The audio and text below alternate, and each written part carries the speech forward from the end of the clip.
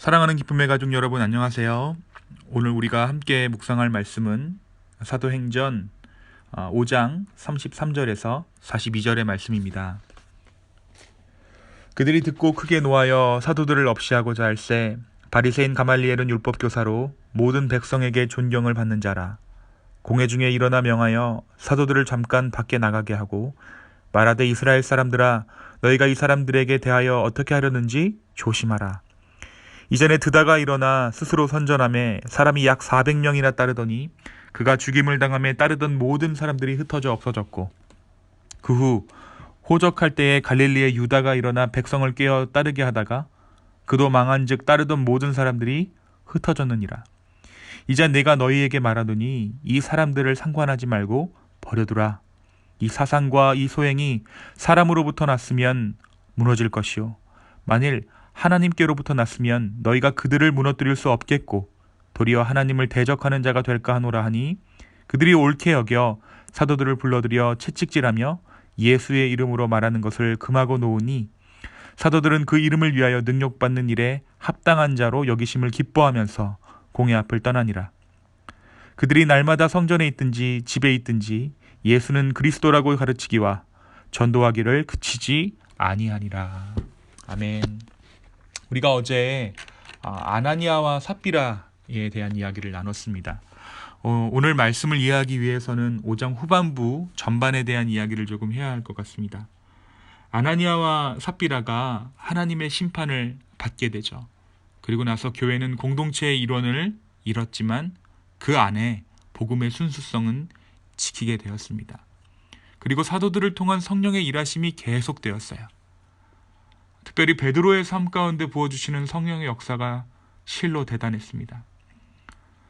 예수님께서 지나가실 때에 사람들이 예수님의 옷자락이라도 만지려고 그 주위를 에워싼 사실을 우리가 복음서의 말씀 가운데서 발견할 수 있는데요.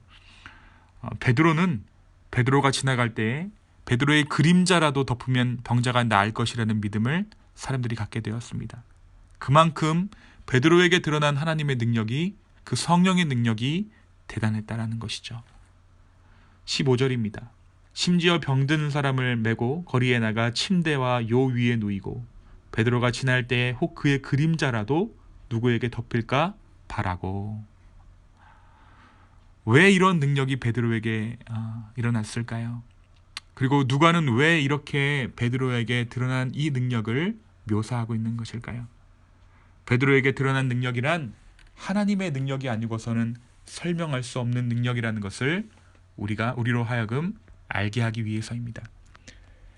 베드로가 성령 충만한 후에 행한 일들은 예수님께서 함께 하시는, 예수님을 오히려 능가하는 일들이었어요. 게다가 베드로에게 임한 성령의 능력은 베드로 한 사람에게만 임한 것이 아니라 제자들에게도 임한 것이죠. 베드로를 통해, 사도들을 통해 하나님의 일들이 일어나기 시작한 것입니다. 그리고 그 지경이 성령으로 인해 넓어진 것이죠. 그리고 그 넓어진 지경은 교회를 통해 세상으로, 땅끝으로 뻗어나가고 있었습니다. 우리가 사도행전 우리 이전까지 5장까지의 말씀을 보면 성령이 교회 안에서 일하는 것들을 보게 되고, 오늘 말씀을 기점으로 해서 교회 바깥으로 일어나게 되는 하나님의 일들, 성령의 역사들을 우리가 발견하게 됩니다. 그런데 이 사도들이, 이 교회가 주의 능력을 행하면 행할수록 따라오는 것이 있었습니다. 그렇습니다. 그것은 고난이라는 것이죠. 대제사장들과 사두개인들은 그를 시기했어요.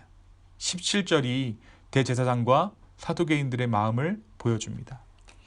대제사장과 그와 함께 있는 사람, 즉 사두개인의 당파가 다 마음에 시기가 가득하여 일어나서 사도들을 잡아다가 옥에 가두었더니, 결국 이들의 시기는 제자들을 옥에 가두는 일로 이어집니다. 제자들이 옥에 갇히게 되었을 때 주의 사자가 제자들을 구해내요. 그리고 주의 사자가 무엇이라고 사도들에게 이야기하냐면 생명의 말씀을 백성에게 명하는 것을 멈추지 말라고 명령합니다. 풀어주면서 너희 멈추지 말고 하나님의 말씀, 예수 그리스도의 복음을 전하라 라고 이야기해요. 그 명령에 제자들이 순종해서 새벽 성전에 모인 자들에게 예수님의 복음을 전하기 시작합니다. 이런 일이 있자 어떻게 됐겠어요? 당연히 대제사장 무리는 다시 이들을 소환합니다. 다시 잡아들여요. 바로 그때 상당히 재미있는 일이 일어납니다. 바로 유대인의 지도자 가말리엘과 관련된 이야기입니다. 가말리엘은 율법 교사로서 유대인들은 그를 존경했습니다. 그의 가르침을 따랐어요. 우리가 잘 알고 있는 사도 바울의 율법 선생이기도 했던 그는 대제사장이라고 하더라도 그의 말을 무시할 수 없는 위치에 있었던, 그런 높은 위치에 있었던 사람입니다. 성난 대제사장 무리가 사도들을 죽여버리고자 할 때 가말리엘이 말리며 이런 말을 합니다. 사도들을 다 내보낸 후에 그들끼리 모여서 이런 얘기를 해요. 오늘 본문 38절과 39절입니다. 이제 내가 너희에게 말하노니 이 사람들을 상관하지 말고 버려두라. 이 사상과 소행이 사람으로부터 났으면 무너질 것이요 만일 하나님께로부터 났으면 너희가 그들을 무너뜨릴 수 없겠고 도리어 하나님을 대적하는 자가 될까 하노라 하니. 사랑하는 여러분, 이 일 후에 복음이 멈추게 됩니까? 아니면 더욱 강렬하게 복음이 전해지게 됩니까? 하나님께서는 오늘 전혀 예측할 수 없는 일들로 하나님의 일을 하셨습니다. 가말리엘은 율법 교사였지만 하나님은 그를 이 장면에서 선지자로 사용하세요. 가말리엘의 입술을 통해서 진리가 선포되게 하신 거예요. 좌우를 가리지 않고 피하를 가리지 않는 하나님의 놀라운 섭리를 오늘 말씀 가운데 우리는 발견할 수 있습니다. 사도들의 능력이었다면 어떻게 가말리엘을 자기 편으로 끌어들일 수가 있겠어요? 그런데 하나님은 좌우를 가리시지 않고 피하를 가리시지 않고 네 편 내 편 나누시지 않고 모든 사람을 하나님의 도구 삼으셔서 주의 복음을 전하신다는 거예요. 또한 가말리엘이 말한 대로 하나님의 일은 사람이 결코 무너뜨릴 수 없음을 우리는 인정할 수밖에 없습니다. 이 일을 당한 후에 제자들의 마음에는 기쁨이 넘쳤다라고 오늘 말씀은 이야기합니다. 41절입니다. 사도들은 그 이름을 위하여 능욕받는 일에 합당한 자로 여기심을 기뻐하면서 공회 앞을 떠나니라. 그들이 지금 상황이 어떻습니까? 40절에 보니까 채찍을 맞았다고 해요.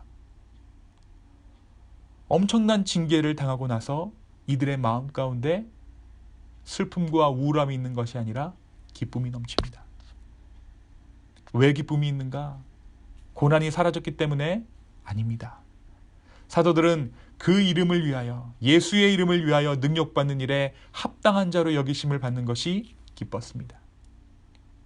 감히 예수 그리스도의 복음을 전하며 고난받을 수 있는 위치에 서게 된 그들의 존재를 하나님 안에서 발견한 것입니다. 그리고 42절이 말하는 대로 그들이 날마다 성전에 있든지 집에 있든지 예수는 그리스도라 전하는 그 일을 멈추지 않습니다. 사랑하는 여러분, 우리 하나님은 살아계십니다. 그리고 오늘 사도행전에서 일어나고 있는 그 일을 우리를 통해 이루십니다. 우리의 마음 가운데 고난을 면할까? 어떻게 하면 이 고난이 사라질까? 그렇게 기도하는 것이 아니라 고난 가운데서도 기뻐할 수 있는 그러한 믿음이 우리의 삶 가운데 있었으면 좋겠습니다.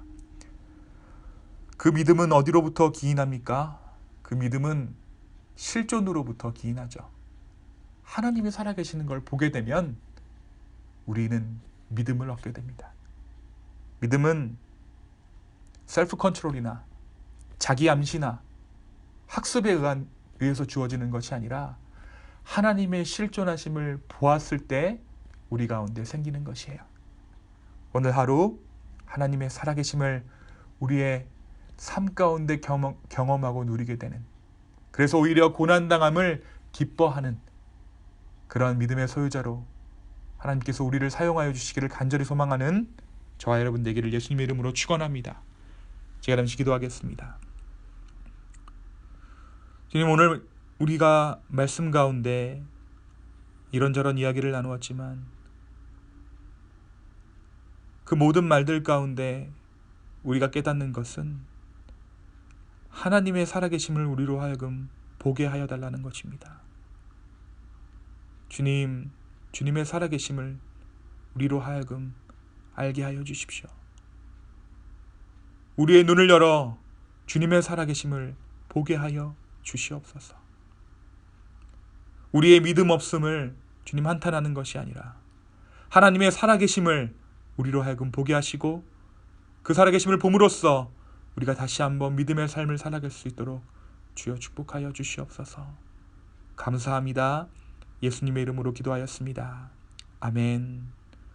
오늘 하루도 하나님의 살아계심으로 인해 정말 믿음의 삶 살아가는 우리 기쁨의 가족 되기를 소망합니다. 감사합니다.